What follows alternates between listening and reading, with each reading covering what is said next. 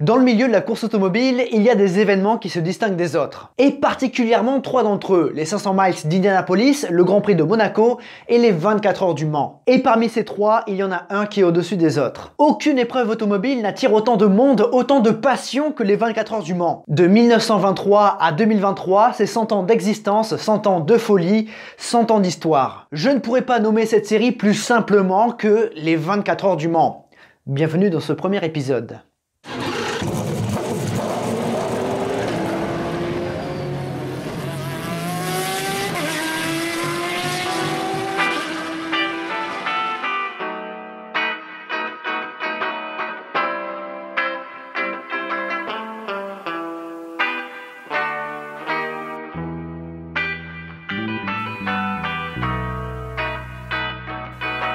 Alors, vous vous doutez bien que dans cette ambitieuse série, je ne serai pas tout seul. J'ai la chance d'être accompagné par des personnes de qualité avec qui on va vous raconter l'histoire de cette course. Depuis 100 ans maintenant, en juin, dans la Sarthe, le départ d'une course ô combien difficile est donné. Elle regroupe quelques-uns des meilleurs pilotes, des meilleurs ingénieurs, constructeurs, sponsors, technologies, mais aussi des amateurs, des purs passionnés pour qui le simple fait de prendre le départ de cette course est une victoire. Le tout devant des millions de passionnés.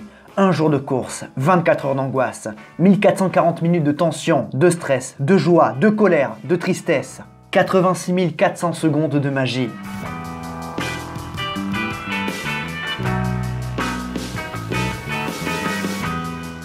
Cette course se déroule aujourd'hui sur un circuit long de 13 km 626, alternant entre pistes permanentes et routes départementales. Un circuit unique au monde, un vestige modernisé où les vitesses de pointe dépassent les 330 km/h, rapide et piégeux. En 2023, 62 voitures vont prendre le départ, soit 186 pilotes répartis en 3 catégories. L'hypercar, celle qui joue la gagne et qui rassemble quelques-uns des plus gros constructeurs au monde. Toyota, Peugeot, Ferrari, Porsche, quelques noms légendaires des 24 heures. Ces bolides sont amenés par quelques-uns des pilotes les plus rapides du monde. Des champions de Formule 1, d'endurance, d'IndyCar venant des 4 coins du globe. Dans la deuxième catégorie, on retrouve d'autres prototypes mais ceux-ci sont un peu moins performants, ce sont des LMP2. La compétition y est très relevée et rassemble des pilotes chevronnés comme des vainqueurs de Grand Prix et des amateurs. Enfin, dans la troisième catégorie, on retrouve des voitures de série transformées en bolides de course, des merveilles de l'automobile équipées pour s'affronter à 300 km/h pendant 24 heures. Ce sont des grands tourismes, les GTE. Sur la grille, à quelques minutes du départ, c'est l'effervescence. Des centaines de personnes, des vieux bolides, des avions, des cérémonies, des chants. Ces traditions peuvent être démagogues pour l'œil du spectateur néophyte, mais lourdes de sens pour le passionné. Tout ce qu'on vient de vous citer, c'est là où nous en sommes après 100 ans d'existence, après 100 ans d'évolution. Et ce qu'on peut vous dire, c'est que le samedi 26 mai 1923 à 16h, si la base est pareille, tout est légèrement différent.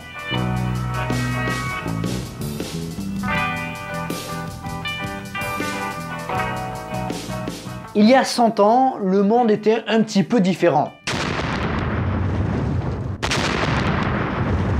L'humanité sort d'années bien tristes et difficiles. La Première Guerre mondiale a laissé des traces, tout comme la grippe espagnole, encore plus meurtrière que les canons. Dans le monde, un certain moustachu à la mèche sur le côté est emprisonné après l'échec du putsch de Munich.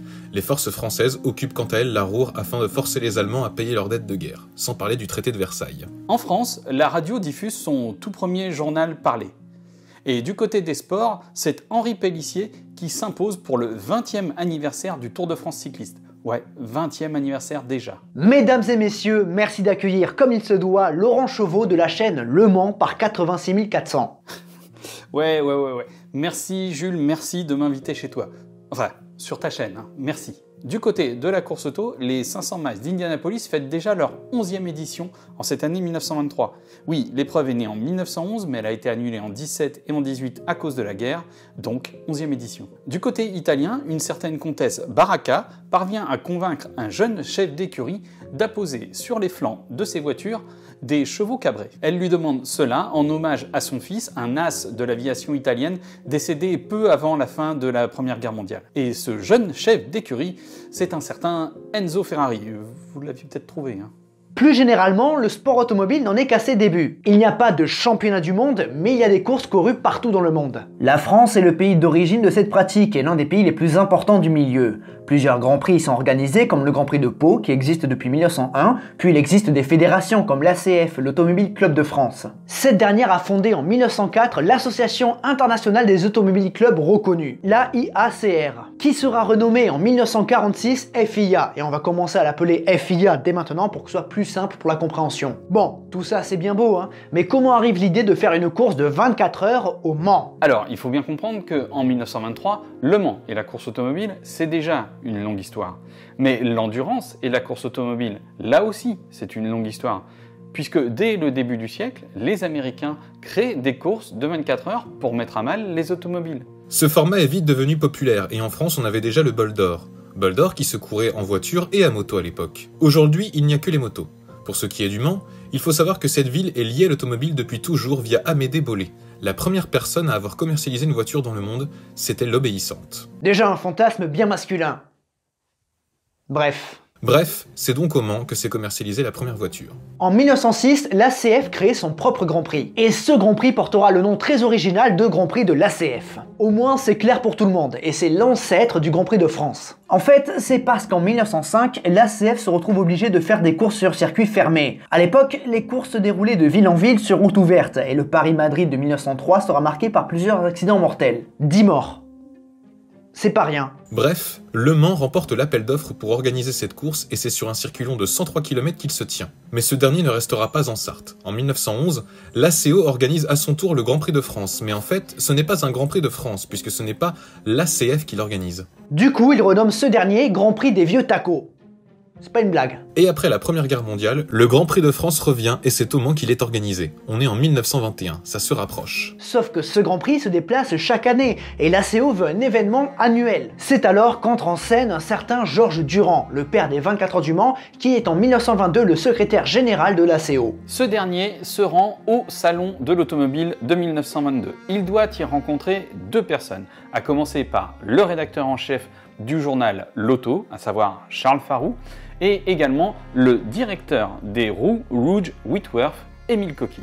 Tous deux sont emballés par l'idée de notre cher Glorieux Georges et ils mettent au point leur projet. Coquille, par le biais de sa société, il apporte le financement de l'épreuve à hauteur de 100 000 francs de l'époque, soit environ 120 000 euros d'aujourd'hui. Farroux et Durand, ils hésitent quant à la durée à donner à cette épreuve. Ils penchent tout d'abord pour une durée de 8 heures, puis finalement, non, ils décident d'aller sur le format de 24 heures.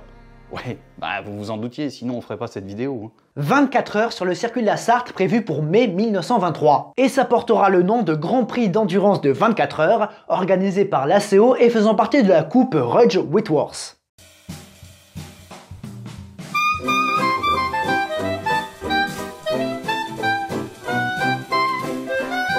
Le Grand Prix d'endurance de 24 heures approche et il faut dessiner un règlement. Oui, il faut que ça ait du sens. L'ACO veut mettre à l'épreuve la fiabilité des voitures de série et ce sera donc, elle, cette catégorie de voitures qui remplira la grille. À condition que les constructeurs qui souhaitent s'engager dépendent d'un pays dont l'Automobile Club est affilié à l'AIACR, la FIA. Pour participer, les voitures doivent être équipées de 4 places, sauf pour les voiturettes, voitures dont la cylindrée est inférieure à 1100 cm3, pour elles, 2 places suffisent. Ensuite, il faut simuler le poids de chaque passager qui n'est pas présent dans la voiture. Donc pour chaque siège non occupé, on rajoute un lest de 60 kg. Et comme la voiture doit être conforme à celle de série, eh bien on l'équipe comme celle de série, bien sûr. Donc elle est équipée de phares, de rétro, de la capote, du klaxon, tout.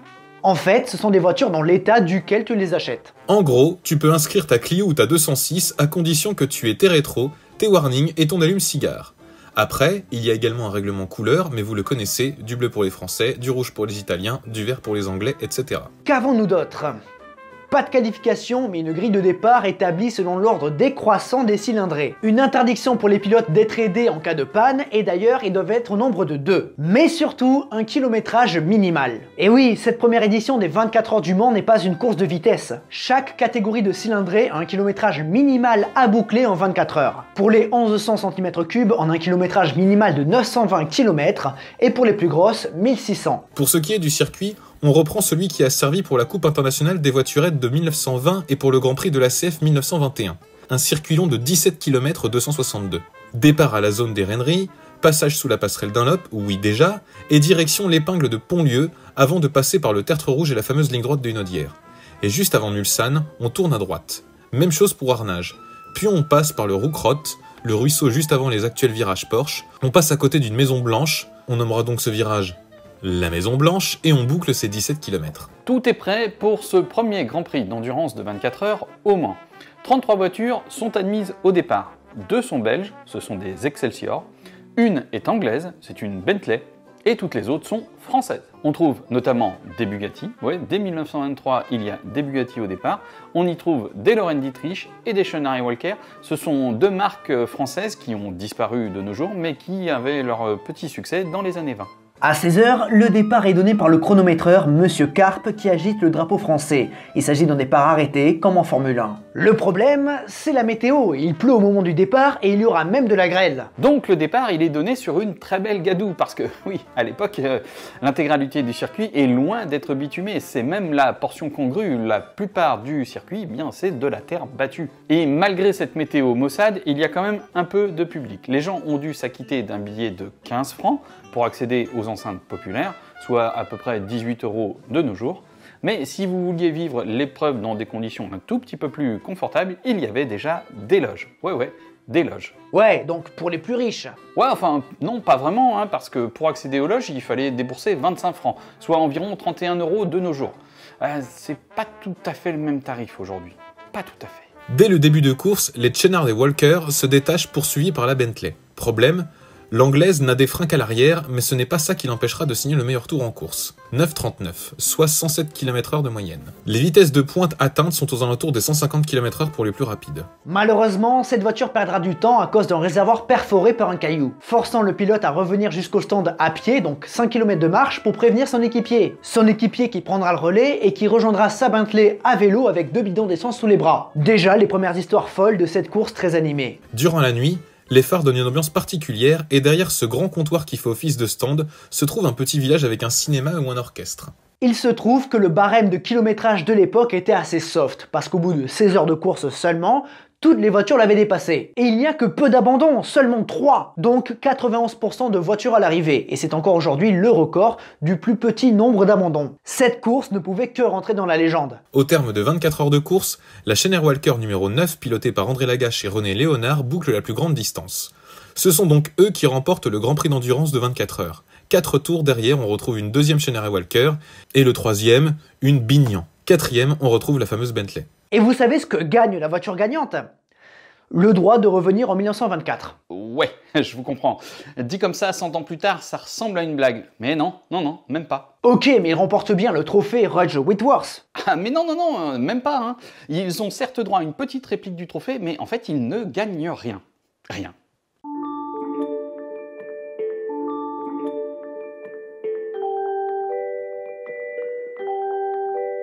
On a beau parler aujourd'hui de l'édition de 1923 en bien, avec du suspense, des rebondissements et une portée historique aujourd'hui, mais à l'époque après la course, c'était pas ultra populaire. Et ouais, déjà une course de 24 heures, une endurance. Ça se vend moins qu'un sprint. Tester la robustesse des voitures, ce n'est pas voir qui va le plus vite. Ça, plus les règles un petit peu trop complexes, ça fait que c'est pas un succès populaire. Et puis en réalité, la Schneider et Walker d'André Lagache et René Léonard n'a rien gagné. Elle finit première de la course, certes, mais Charles Farroux voulait réellement tester la fiabilité de ses voitures. Donc les 24 heures du Mans faisaient partie d'une coupe triennale. Ouais, à l'époque non plus, ils avaient pas compris. En fait, pour remporter le trophée, il fallait faire le plus de kilomètres possible, non pas sur une seule édition, mais sur 3. Il fallait remporter en fait les 72 heures du Mans. Donc au soir des 24 heures du Mans 1923, certes, la Schneider et Walker numéro 9 a parcouru le plus de kilomètres, mais il lui reste 2 autres 24 heures à parcourir, comme tous les autres concurrents qualifiés. Déjà que c'est compliqué, s'il faut attendre 3 ans pour avoir un vainqueur, autant les voir ailleurs. Bon, la CO s'en rend bien compte que c'est pas très simple tout ça, donc dès 1924, elle décide d'ajouter à la coupe triennale une coupe biennale. Ouais. Ça se joue toujours sur 2 ans, donc c'est toujours pas très simple. Ouais, il faut dire que médiatiquement, c'est compliqué d'expliquer tout ça. Le Mans revient bien évidemment en 1924, mais la course est déplacée au mois de juin.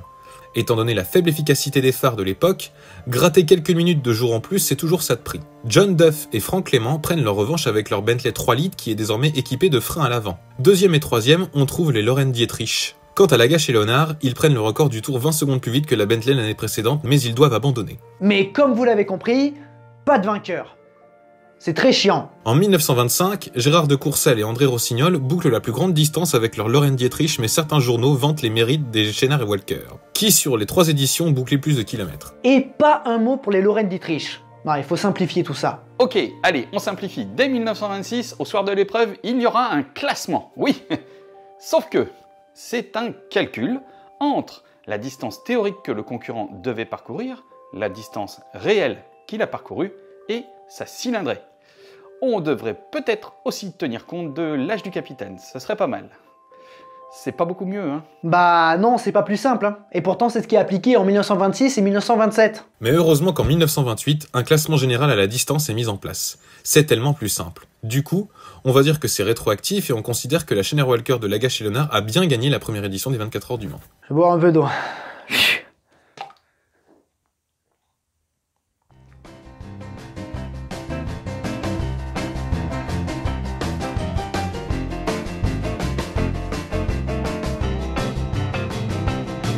Même si le public était un petit peu confus et que la météo était maussade le 26 et 27 mai 1923, le public répondait présent et le village qu'il accueillait derrière le paddock s'est agrandi année après année, tout comme la liste d'engagés qui, année après année, accueille de plus en plus de participants. Cette épreuve est déjà unique dans le paysage automobile et les constructeurs ne sont pas fous, ils ont bien compris toute la promotion qu'ils pouvaient en tirer.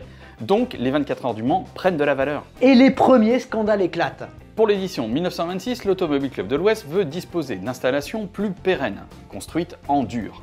Problème, c'est que les proprios du terrain, parce que oui, l'Automobile Club de l'Ouest n'est que locataire, les proprios, eux, ont bien compris que leur terrain avait pris de la valeur, donc ils veulent tirer un certain prix de cette vente. Mais au sein de l'Automobile Club de l'Ouest, on n'est pas d'accord et les deux parties ne parviennent pas à s'entendre. Donc notre cher Georges Durand décide de se barrer. Il déplace la zone des stands et donc la ligne droite de départ arrivée à Toulouse. Ouais, à Toulouse. Hein? Quoi? Toulouse? Non, Georges Durand il déménage tout dans les Hunaudières, certes, mais pas à Toulouse. Hein. Ouais, donc pas à Toulouse. Et il fait ça pour mettre la pression. Et ça marche, parce que juste après l'épreuve, les proprios des terrains des Renneries viennent revoir la CO avec des tarifs beaucoup plus raisonnables, et tout le monde s'entend. Sauf que dans cette édition 1925 où la ligne droite de départ était dans les Hunaudières, on a vu un changement de format de départ. Adieu le départ arrêté, bonjour le départ type Le Mans. On place les pilotes de l'autre côté de la piste, en face de leur bolide, et à l'abaissement du drapeau, ils courent, ils sautent dans leur voiture et s'en vont. C'est la naissance d'une légende. Pendant 44 ans, les 24 heures du Mans utiliseront ce départ. Au fur et à mesure des années, il entre dans la légende. Imaginez-vous, des milliers de personnes massées autour de la piste et autour de ce bout de piste, la ligne droite des stands, avec un silence respectueux et lourd de sens. Tout semble figé. Les spectateurs ont les yeux braqués sur la trotteuse et les pilotes sur le starter tenant bien haut le drapeau français. Et à 16h, le silence et le calme disparaît. Les pilotes courent vers leur voiture et les moteurs se mettent à hurler. C'est ce genre de tradition qui change le statut d'une course. Aujourd'hui, s'il a été remplacé par le départ lancé, il reste très présent dans la culture populaire. Les motos s'en servent encore, tout comme certaines catégories plus modestes. Sauf que si cette pratique existe, c'est à cause d'une histoire de capote. Ouais, n'oubliez pas que les mecs devaient montrer la facilité d'utilisation des voitures dans la vie de tous les jours. Et donc, l'utilisation de la capote en fait partie. Les pilotes doivent effectuer les 20 premiers tours avec la capote levée. Sauf que la voiture doit être sur la grille de départ avec la capote baissée. Donc, avant de partir, ils doivent la mettre en place. Ouais, mais on redoute un peu que certains aient une petite âme de tricheur. Ouais. Pas de triche dans le sport auto, ça c'est sûr, ça ne s'est jamais produit, ça n'est jamais arrivé. Donc pour pallier à ça, on décide de mettre les voitures d'un côté de la piste et les pilotes de l'autre. Ça évitera que des bras baladeurs, des mains dans le dos ne commencent à magouiller quoi que ce soit sur la capote avant le départ. Et au moment du baisser du drapeau, les pilotes peuvent enfin s'élancer, mettre leur capote en place, attendre qu'un commissaire ne valide la mise en place de cette capote pour qu'ils puissent s'élancer. Cette obligation du roulage capote levée est abandonnée dès 1928, mais pas le départ type Le Mans qui lui perdurera. Cette course prend de l'ampleur. Après les 33 engagés de 1923, on en a 41 en 1926 et en plus, il y a plus de diversité. Les constructeurs français restent majoritaires, mais on accueille des Italiens, des Américains, en plus d'un nombre accru d'Anglais. Et il faut dire qu'ils prennent l'ascendant sur les autres constructeurs. Bentley devient un spécialiste des 24 heures du Mans et enchaîne les victoires. 1927, 28, 29 et 30. concurrentes. Mais non sans mal. Les Lagonda, Aston Martin, Chrysler, Stutz et j'en passe ne laissent pas ces Anglaises vaincre sans péril. Ces rivalités et ces bagarres en piste ne font que contribuer au succès des 24 heures du Mans. De plus, c'est une course à l'armement. Il faut des voitures toujours plus rapides, des freins toujours plus efficaces, une autonomie toujours plus grande, une robustesse toujours plus robuste.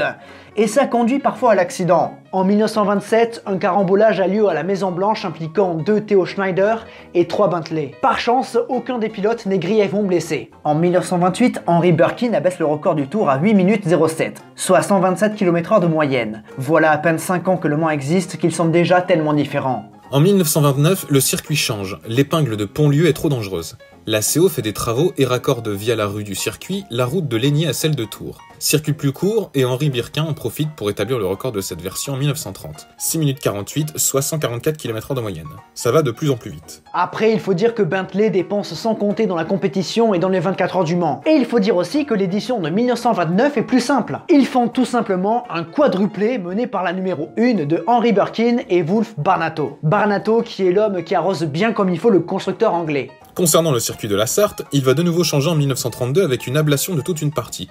L'urbanisation force l'ACO à modifier son tracé, le faisant passer de 16 km 340 à 13 km 492. L'ACO rachète des terrains et raccorde le premier virage au tertre rouge, faisant naître les S de la forêt. Dès 1934, une chapelle sera installée non loin de ce nouveau virage et une messe y sera donnée tous les dimanches matins.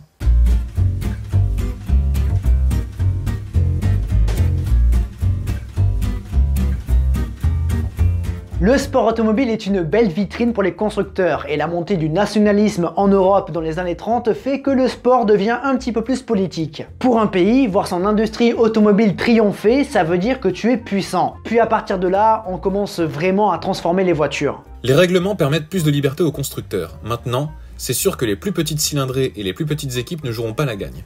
Mais ne soyez pas dupes.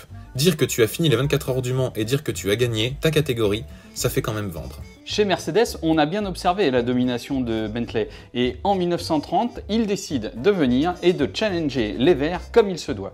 Rudolf Caracciola, sur sa Mercedes blanche, donne la réplique à son adversaire, Wolf Barnato, mais malheureusement, l'Allemande devra bientôt abandonner sur problème mécanique. C'est une nouvelle victoire pour Bentley. Puis pour le Royaume-Uni aussi, toutes les équipes et pilotes du top 6 sont britanniques. God save the King. Mais surprise, en 1931, Bentley ne se présente pas à la course. C'est alors les Italiens qui en profitent mais non sans concurrence. Mercedes et Talbot leur donneront du fil à retordre. Il s'agit d'un constructeur italien, c'est une équipe anglaise qui engage cette voiture victorieuse. Elle est pilotée par Lord Howe et Sir Henry Birkin, le pilote le plus rapide des premières années des 24 heures du Mans. De plus, avec cette édition, la barre des 300 km parcourus est franchie. À partir de 1932, l'esprit nationaliste se sent davantage. De plus en plus de constructeurs s'engagent officiellement, le prestige attire. Et des exploits comme celui de Raymond Sommer attirent forcément de l'intérêt à cette course. Au lever du jour, alors que Birkin est seul en tête et qu'il semble se diriger vers un 3e succès dans la Sarthe, il crève son réservoir et doit abandonner. L'Alfa Romeo de Guidotti et Cortese prend alors la tête, mais des problèmes d'embrayage forcent ses pilotes à ralentir la cadence. Finalement, c'est l'Alfa Romeo de Raymond Sommer qui l'emporte et prive ainsi les officiels de la victoire. Raymond a piloté pendant 20 heures. Il ne faut jamais abandonner au Mans. Sommer l'emporte avec Luigi Chinetti qui devient le premier Italien à s'imposer aux 24 heures du Mans. Raymond rejoint l'écurie officielle Alfa Romeo et fait équipe en 1933 avec Tazio Nuvolari. Les Alfa Romeo 8C, dominatrices depuis 2 ans, sont préparées par un certain Enzo Ferrari. De plus, cet équipage est présenté comme étant le plus redoutable de l'épreuve. Ces deux pilotes roulent et impressionnent partout en Europe. Pas de doute, les 24 heures attirent désormais les meilleurs pilotes. Tazio, c'est la fougue. Il rend fier Enzo Ferrari avec son attaque et sa vitesse. Raymond est plus méthodique, plus cartésien, et ça va bien à l'endurance. Un duo redoutable que les 100 000 spectateurs présents sur place voient gagner facilement. Que nenni, ne jamais sous-estimer la difficulté et l'imprévisibilité de cette épreuve. Au petit matin, nos deux compères ont oublié leurs adversaires, mais comme ça arrivait souvent à l'époque, leur réservoir se perce. C'est très embêtant car les deux hommes savent qu'ils n'auront pas assez d'essence pour aller au bout. Sommer est dépité, lui et Nuvolari faisaient la course parfaite. Mais il a une idée, il demande à 2 de ses gars d'aller faire la razzia sur les chewing-gums dans la ville du Mans. Ouais, il va mâcher du chewing-gum. Et oui, lorsqu'il prendra son relais, il se servira du chewing-gum pour colmater les trous du réservoir. Et ils vont mastiquer pendant les dernières heures de course tout en résistant au retour de la voiture sœur pilotée par Luigi Chinetti et Philippe de Gainsbourg. Et ça va le faire. Sommer et Nuvolari s'imposent au terme d'une édition éprouvante, le tout en prenant le record de distance. Vive le chewing-gum. Le Mans joue dans une autre ligue. À ce moment-là, dans le paysage du sport automobile, il y a deux courses qui se distinguent, les 24 heures du Mans et l'Indy 500. En 1934, l'ACO publie une liste de 52 engagés, un record. L'affluence dans les tribunes est incroyable, les constructeurs et les meilleurs pilotes du monde sont là. Il peut tout se passer en 24 heures. Ce circuit est tellement exigeant que bon nombre de voitures doivent déclarer forfait avant même le départ de la course. 44 voitures au départ d'une épreuve qui voit la plus grosse catégorie, celle supérieure à 3 litres, perd une à une ses engagés. Sauf l'Alfa Romeo 8C de Luigi Chinetti et Philippe Étancelin qui offre à la firme italienne une 4e victoire consécutive aux 24 heures, sa dernière. Et pourtant, le 5e succès n'était pas loin en 1935. La firme se battait alors face à Lagonda et Bugatti. Solidement installé en tête, Raymond Sommer sur Alfa Romeo doit malheureusement renoncer après 7 heures de course. La Lagonda prend alors la tête devant une autre Alfa Romeo et la Bugatti de Pierre Véron et Roger Labrique. Une voiture française peut espérer l'emporter dans la Sarthe, mais la Type 50S abandonne après 116 tours. Un abandon parmi tant d'autres, cette course est imprévisible. Au petit matin, la dernière des Alfa Romeo roule en tête. Mais la Lagonda de Inmarche et Fontes remonte et elle finit par repasser devant. Les pilotes porteront même leur avance jusqu'à 2 tours. Mais un problème de pression d'huile les oblige à lever le pied. Donc cette fois-ci, c'est à nouveau l'Alfa Romeo qui remonte, à tel point qu'à 20 minutes de l'arrivée, le speaker annonce qu'elle a repris la tête. Non, non, non. En fait, il y aura bien 8 km d'écart entre les deux voitures, et au terme de cette épreuve complètement folle, c'est bien Lagonda qui s'impose, les Anglais reprennent le trophée. Bon, plus de doute, après des éditions toutes plus folles les unes que les autres, les 24 heures du Mans ont bien un truc en plus. Pour cela, l'ACO décide de faire un réaménagement sur leur circuit, afin que le public, toujours de plus en plus nombreux année après année, ait un meilleur accueil. Mais en fait, non. Alors que les 24 heures devaient se dérouler les 13 et 14 juin 1936, le pays est complètement paralysé par les grèves. Donc, dans un premier temps, les 24 heures du Mans sont reportées. On essaye de trouver une date, on arrive à peu près à se mettre d'accord sur le mois d'août, sauf que non. Cette fois-ci, c'est les Anglais qui bloquent. Ils ont une épreuve qu'ils ne veulent pas déplacer à la date retenue et les 24 heures 1936 sont définitivement annulées. Mais heureusement, cette épreuve revient en 1937. Ettore Bugatti veut prendre sa revanche de 1935, mais il n'est pas seul. La France compte de beaux constructeurs en plus de Bugatti, Delahaye, Delage, Darmat, Talbot, Simca, où l'on retrouve parmi ses pilotes un certain Amédée Gordini. Côté italien, on retrouve les Alfa Romeo, chez les Anglais Aston Martin, Lagonda ou Austin, et chez les Allemands Adler ou BMW. Mais pas de contestation possible, ce sont les Bleus qui dominent. Jean-Pierre Wimille et Robert Benoît remportent l'édition haut la main. Les Type 57 étaient inarrêtables. Delahaye sécurise la 2e et 3e place devant la Delage, quadruplé français.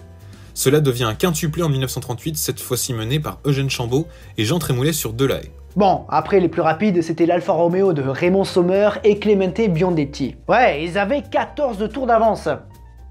C'est beaucoup. L'Italien Biondetti refusera l'abandon et poussera son Alfa Romeo sur plusieurs kilomètres. Arrêté après Arnage, il poussera 700 mètres avant de renoncer. C'est cruel, mais c'est l'endurance. Les moteurs vrombissent une dernière fois en juin 1939. Les Alfa Romeo sont toujours redoutables, les Lagonda ne sont pas à sous-estimer, et les BMW surprennent par leur apparente facilité. Mais c'est Bugatti qui l'emporte avec Jean-Pierre Wimille et Pierre Véron. 2 ans après avoir battu la vitesse moyenne sur un tour, 155 km/h, les Français prennent le record de distance, 3300 km. Mais les bruits des moteurs se taisent, place au canon.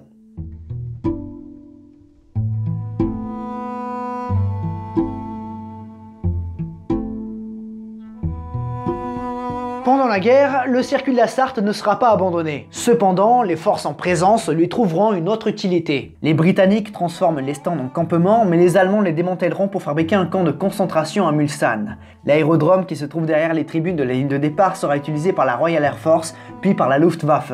Les nazis, merci YouTube, prennent soin de bien détruire les lieux au moment de partir. Puis après, il y a eu des combats. La ville du Mans était bombardée à plusieurs reprises, et le quartier de la gare était un point stratégique comme on peut se l'imaginer. Mais toutes les bombes n'atteignent pas leur cible, et certaines tomberont directement sur le circuit. À la Libération, l'ACO retrouve son circuit avec plein de cratères. Tiens, d'ailleurs Jules, je sais pas si tu es au courant, mais on retrouve encore régulièrement des bombes de la Seconde Guerre mondiale sur le circuit. La dernière, c'était en octobre 2020.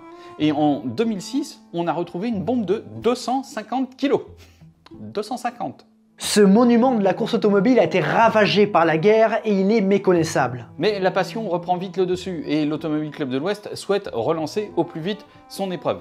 Le circuit a besoin de reconstruction, les travaux s'élèvent à environ 60 millions de francs de l'époque, soit environ 5,5 millions d'euros d'aujourd'hui. Mais à la sortie de la guerre, la France est exsangue. On est encore dans le système de rationnement qui avait été mis en place pendant l'occupation allemande. Les Français subissent encore les tickets de rationnement et il faut avant tout reconstruire les habitations détruites par les bombardements. Le circuit, ça vient après. Bon, pendant que l'ACO travaille sur le retour des 24 heures du Mans, regardons où on en est. Les toutes premières années ont servi à poser les bases. On est passé d'une compétition qui servait à valoriser la robustesse et la facilité d'utilisation des véhicules de Monsieur Tout-le-Monde à une véritable compétition automobile tournée vers la performance. Ce format de course atypique a attiré de plus en plus de constructeurs, pilotes et spectateurs au point d'en faire un rendez-vous immanquable. Et déjà, quelques noms ressortent. Les records de vitesse d'Henri Birkin sont à souligner, tout comme l'exploit de Raymond Sommer, qui a piloté 20 heures pour s'imposer. On a aussi vu l'un des parrains d'Aston Martin, Wolf Barnato, investir beaucoup d'argent chez son constructeur pour parvenir à remporter l'épreuve. Et il l'a fait, il l'a gagné 3 fois. C'est le pilote le plus victorieux aux 24 heures du Mans. Et Bentley 5 fois, donc le constructeur le plus victorieux au Mans. La domination Bentley a été suivie par la domination Alfa Romeo. Ces bolides préparés par Enzo Ferrari auraient d'ailleurs pu compter plus de victoires si la fiabilité avait été plus présente. Et juste avant la guerre, les Français ont retrouvé le chemin de la victoire et Ettore Bugatti a pris plusieurs records. Vivement que ça reprenne. Ça tombe bien que tu dises ça parce qu'en 1948, l'ACO parvient enfin à débloquer la situation. Aidé par la ville du Mans et par le département de la Sarthe, les travaux sur le circuit vont enfin pouvoir avoir lieu. Donc les 24 heures du Mans vont pouvoir reprendre, mais ce sera pour 1949. Et pour l'occasion, pour souligner son travail, c'est le ministre des Travaux publics, le Sartois Christian Pineau, qui abaissera le drapeau français au moment du départ. L'abaissé du drapeau tricolore, c'est tout un symbole. Il sera régulièrement confié à des grands noms du sport auto ou alors à des stars. De grands patrons de l'automobile comme Henry Ford II, Carlos Tavares, Ferry Porsche, Luca Di Montezemolo ou Don Panoz auront ce privilège. Comme des légendes de l'épreuve avec Jackie Hicks ou Luigi Chinetti, Jean Todt et Chase Carey auront également le droit de lancer la course. Mais n'oublions pas des légendes d'autres sports comme Rafael Nadal, Tony Parker ou Raymond Poulidor. Parmi les personnes célèbres, on peut citer la princesse Charlène de Monaco, ou même son Altesse Sérénissime, le prince Albert de Monaco. Brad Pitt ou encore Alain Delon parmi des stars du cinéma. Sans oublier 2 présidents de la République, Vincent Auriol et Georges Pompidou. Cet acte, aussi con que d'agiter un drapeau, devient tout un symbole en juin dans la Sarthe.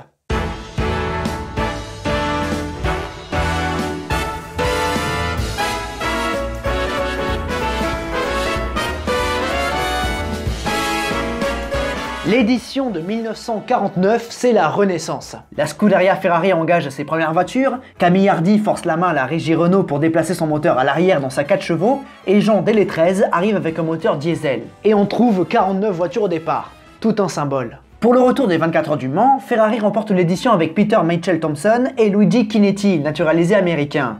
Et il est en grande partie responsable de sa 3e victoire aux 24 heures du Mans, égalant au passage Wolf Barnato. Car outre le fait d'avoir piloté pendant 22 heures, Luigi Chinetti s'est expatrié aux États-Unis et il est devenu le seul importateur de voitures au cheval cabré dans son nouveau pays. Il était pilote Alfa Romeo avant la guerre, donc il pilotait pour Enzo Ferrari, c'est donc une belle histoire. Et les belles histoires continuent de s'écrire. En 1950, Louis Rosier fait équipe avec son fils Jean-Louis sur une Talbot. Et Louis pilotera la voiture pendant 23h10. 23h10. Il ne laissera le volant à son fils Jean-Louis que pendant 2 tours. Eh bah quoi, il lui faisait pas confiance? Non. Non. Les Rosiers remportent alors la seule victoire de Talbot aux 24 heures du Mans. Et j'attire justement votre attention sur cette Talbot Lago T26 GS parce que c'est une véritable Formule 1, mais qui a été recarrossée en biplace. Mais 2 ans plus tard, en 1952, un certain Pierre Levègue se rapproche de cet exploit. Cette édition de 1952 est complètement folle. Les Jaguars, victorieuses l'an passé, se méfient des Mercedes 300 SL et de leur nouvelle technologie. Dans la précipitation, les Type C partent en course avec une carrosserie très profilée mais qui n'a pas bien été testée pour le Mans. Bilan, les Anglais surchauffent et abandonnent avant le cap des 3 heures. C'est une humiliation. C'est alors la surprenante Gordini de Jean Berra et Robert Manzon qui prend la tête avant d'abandonner sur problème de frein. Ils sont relayés par Pierre Levègue au volant de sa Talbot T26 au volant depuis le départ. Il a beaucoup d'avance et la course semble gagnée. Mais à 50 minutes de l'arrivée, Pierre Levègue s'arrête au stand mais ne repart pas. Quelque chose a cassé, c'est l'abandon. Pierre est dépité. Mercedes prend donc la relève et remporte les 24 heures du Mans 1952 avec la fameuse 300 SL. Arman Lang et Fritz Reis deviennent les premiers pilotes allemands à remporter cette course.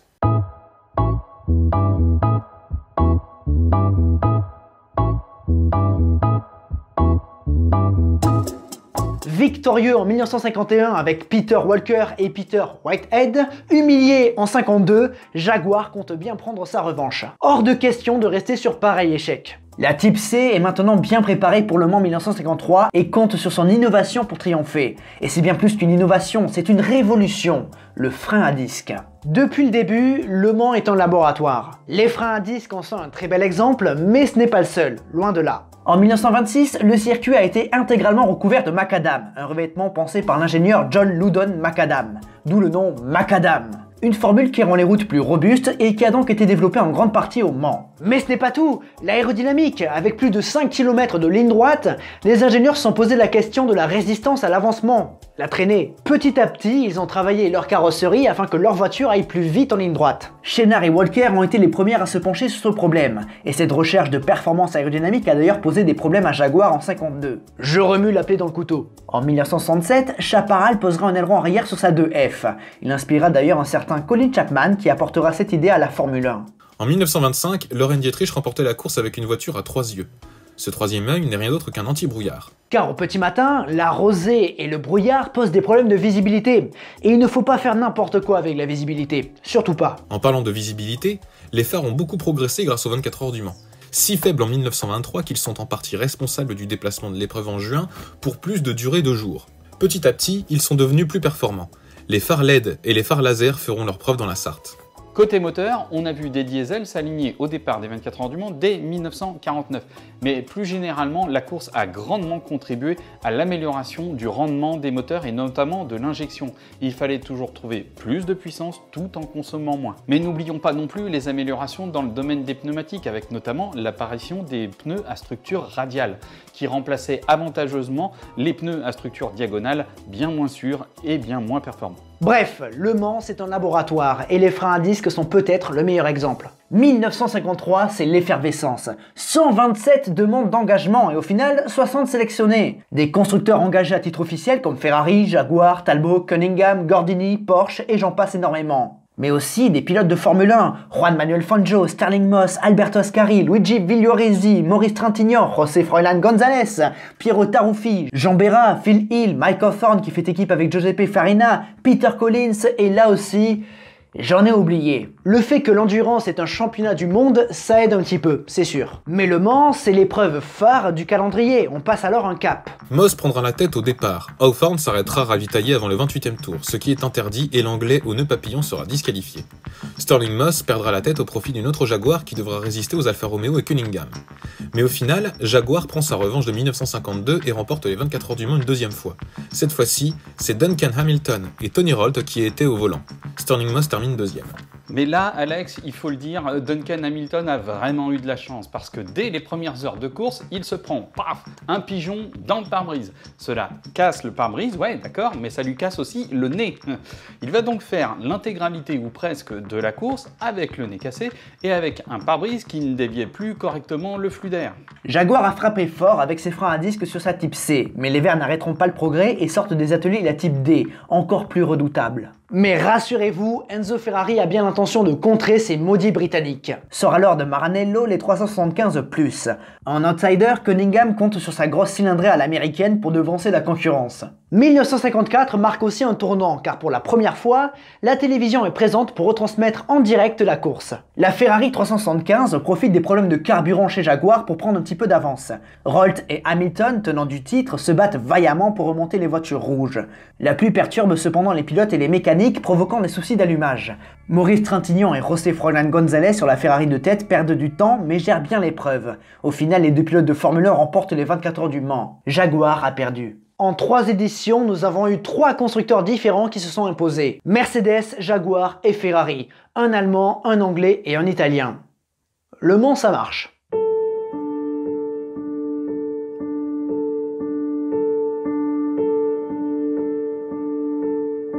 Cette course à l'armement a contribué à la renommée des 24 heures du Mans.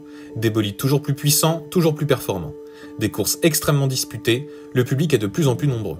La démocratisation du sport automobile fait du Mans la plus grande course du monde. Le problème, c'est qu'avec des voitures toujours plus puissantes, le danger est de plus en plus proche. 1955 sera un moment important dans le sport automobile. Mercedes est arrivé en Formule 1 en 1954 et a remporté le titre avec Juan Manuel Fangio.